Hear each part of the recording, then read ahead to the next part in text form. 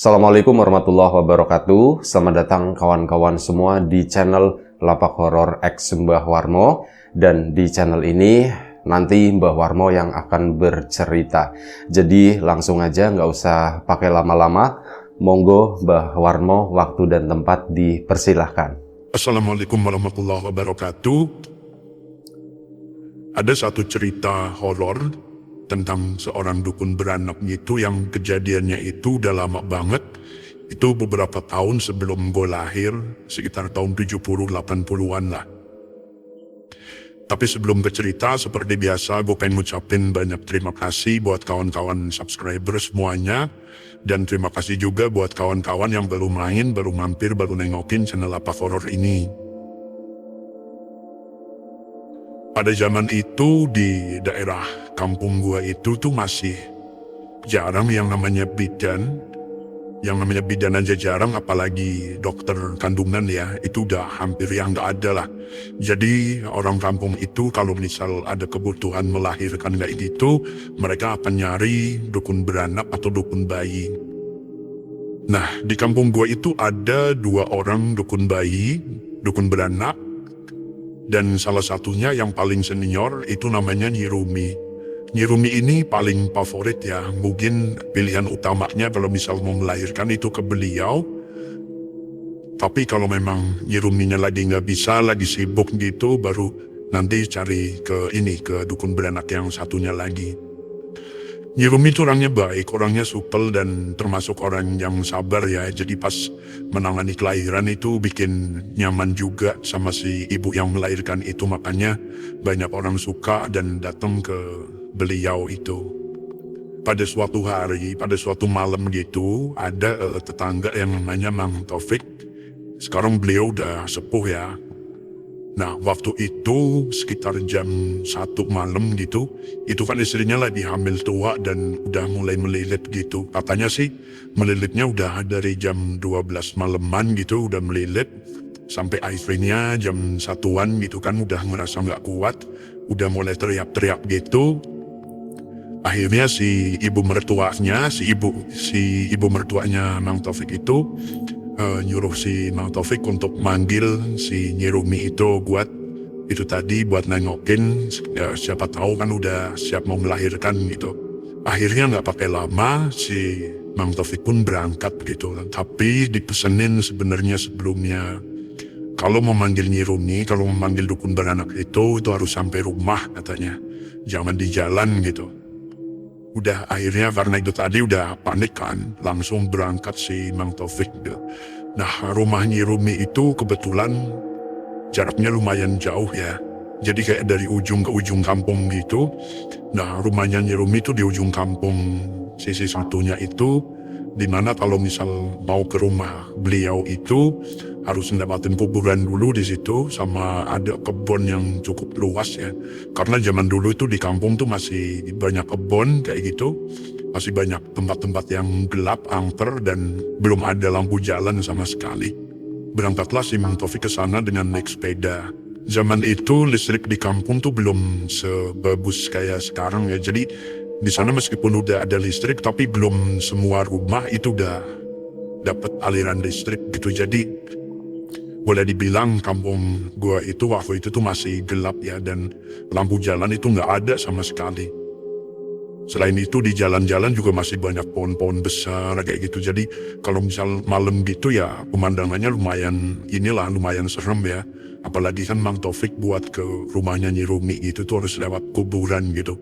Tapi itu tadi demi anak, demi istri gitu kan yang mau ngelahirin, akhirnya berangkat juga dia ke sana.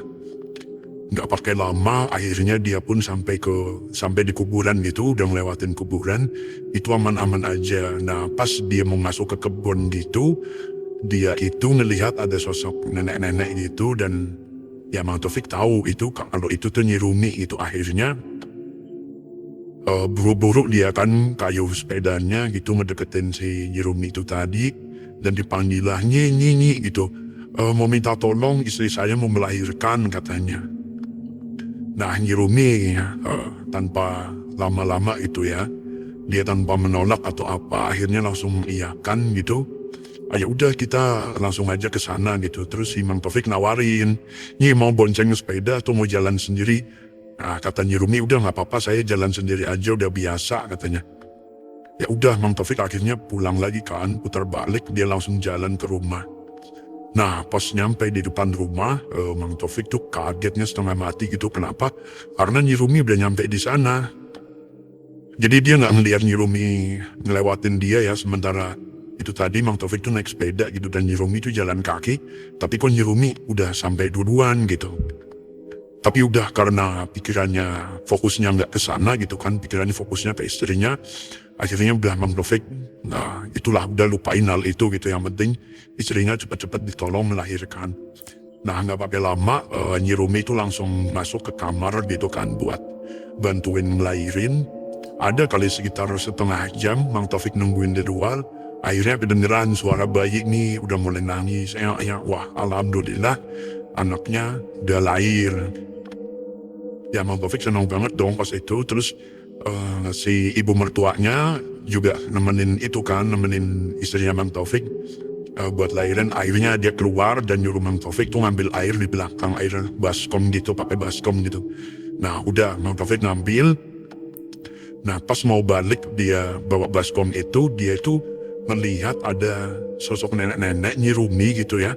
Nyi Rumi tuh jalan keluar ke ruangan depan, dia mau keluar rumah gitu ya intinya. Dan dia tuh kayak lagi bawa sesuatu gitu. Akhirnya dipanggil dong, Nyi mau kemana gitu, nanti dulu gitu. Si Nyi Ruminya diem aja gitu kan, dia udah nyampe di depan pintu depan gitu, pintu masuk rumah. Dia tinggal keluar aja, tinggal buka pintu, tapi dia diem aja gitu kan. Mang Taufik penasaran gitu kan, nyi gitu, nanti dulu gitu kan. Ya Mang Taufik mikirnya kan belum dibayar segala macam gitu kan. Lepas itu si Nyi Ruminya nengok gitu kan, ini dipegang sama Mang Taufik nih itu. Nyi Ruminya nengok. Nah Mang Taufik tuh kaget setengah mati, ternyata yang dia lihat itu bukan Nyi Rumi gitu. Mukanya itu jadi kayak nenek-nenek, serem banget. Mukanya udah keriput, udah pecah-pecah gitulah, dan matanya tuh katanya nyala merah gitu. Dan dia lagi ngegendong si anaknya Mang Taufik ya. Nah si nenek-nenek itu kayaknya dia emang mau ngambil anaknya Mang Taufik buat dibawa lari gitu. Itu mungkin nggak tahu setan ya sebenarnya ya, itu bukan Nyi Rumi, tapi yang Mang Taufik bawa ke rumah itu adalah hantu nenek-nenek kayak gitulah, yang nyamar jadi Nyi Rumi. Akhirnya karena panik melihat itu ya, Mang Taufik kan ya mikirnya anak gitu kan, nggak mau anaknya dibawa gitu kan. Akhirnya direbutlah si bayinya itu dari si hantu nenek itu. Dan si nenek itu tuh waktu itu bilang, nggak salah, bilang ginilah kurang lebih ya, anak, iki anak, iki bayiku. Setelah mereka tarik-menarik gitu kan, rebutan bayi itu, akhirnya Mang Taufik berhasil ngambil bayinya, dan si nenek itu ditendang keluar gitu. Akhirnya dia nggak tahu ya jatuh atau apa, terus udah nenek itu tuh terbang, entah lari mana, pokoknya ngilang aja di kegelapan gitu. Nah Mang Taufik tuh bayinya akhirnya dibawa lagi masuk gitu kan. Istrinya tuh udah gimana gitu, istrinya juga udah tahu. Jadi pas di dalam itu, pas bayinya udah lahir, memang sebelumnya pas mau ngebantuin lahiran itu sosoknya Nyi Rumi. Tapi setelah bayinya lahir, nenek si istrinya itu tuh melihatnya itu udah bukan Nyi Rumi lagi gitu. Itu tuh kayak nggak tahu, hantu nenek-nenek gitulah, serem banget katanya. Terus itu tadi setelah bayinya lahir itu langsung diambil aja, dianya mau keluar gitu. Untung Mang Taufiknya tuh ngelihat dan akhirnya berhasil ngambil bayi itu lagi. Nah pas itu si ibu mertuanya tuh lagi ke belakang, lagi bersih-bersih ini ya tangan ya, lagi cuci tangan, cuci kaki, karena dia sempat bantuin kan, jadi tangannya kena darah kayak itulah. Singkat cerita, akhirnya berita itu pun menyebar gitu kan paginya. Dan akhirnya sampai di telinganya Nyi Rumi. Akhirnya Nyi Rumi datang ke rumahnya Mang Taufik itu, terus ngejelasin itu tadi. Mas kalau misal mau manggil dukun beranak itu sampai rumah ya, jangan di jalan gitu. Soalnya biasanya suka kayak gitu. Suka ada yang nyamar-nyamar gitu, ada bangsa jin yang kayak gitulah, iseng gitu, jahat. dia nyaru itu, dan biasanya nanti itu tadi kalau udah lahirin bayinya dibawa lari gitu. Nah itu yang maksudnya yang cerita di kampung gue tuh kayak gitu. Pantesan sebelumnya si ibu mertuanya itu mesen sama si Mang Taufik kan, itu kalau mau manggil Nyi Rumi itu harus sampai rumah ya, jangan di jalan gitu. Nah itu tadi ternyata kejadian seperti itu. Ceritanya nggak selesai di situ. Pas paginya gitu kan udah agak terang gitu. Si bayi kan dimandiin sama si Nyi Rumi kan. Nah, kali ini Nyi Rumi yang beneran nih, bukan abal-abalnya. Itu dimandiin pas ngebuka itu kan. Astagfirullahaladzim, ternyata kasihan banget. Jadi bayinya itu tuh banyak cap tangan gitu ya, tangan merah-merah gitu di sekujur badan dia gitu. Akhirnya diobatin lah sama si Nyi Rumi itu. Gue nggak tahu ya beliau itu pakai apa gitu ya. Kalau nggak salah sih ada ramuan-ramuan gitulah diolesin gitu sambil didoain. Akhirnya alhamdulillah setelah 2 hari gitu itu bekas-bekas tangannya itu udah hilang semua, udah bersih gitu, dan akhirnya bayi itu selamat. Dan kebetulan mungkin gara-gara kasus itu ya, itu akhirnya sekarang anaknya udah gede ya, udah lebih tua dari gua kan, dan itu namanya selamat sekarang. Ya mungkin karena dia selamat dari kejadian itu, dari kejadian yang gak mengenakan malam itu. Nah kurang lebih seperti itulah cerita tentang dukun beranak jadi-jadian ya, kembaran dukun beranak gitu. Itu yang suka nyamar gitu ya. Jadi memang ada satu kepercayaan di kampung gue tuh kayak gitu. Kalau misal mau manggil dukun beranak, itu harus sampai rumah.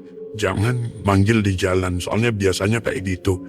Saat kita mau manggil, itu suka ada sosok yang nyerupain si dukun beranak itu di tengah jalan. Dan sebenarnya sosok itu tuh bukan sosok dukun beranak, tapi itu sosok jin yang jahat, yang punya niat buruk gitu. Nah, kurang lebih itu ceritanya. Terima kasih buat kawan-kawan yang udah mau nonton, udah mau dengerin cerita ini. Jaga kesehatan kalian selalu. Selamat menunaikan ibadah puasa bagi yang menjalankan. Sekali lagi, terima kasih banyak. Assalamualaikum warahmatullahi wabarakatuh.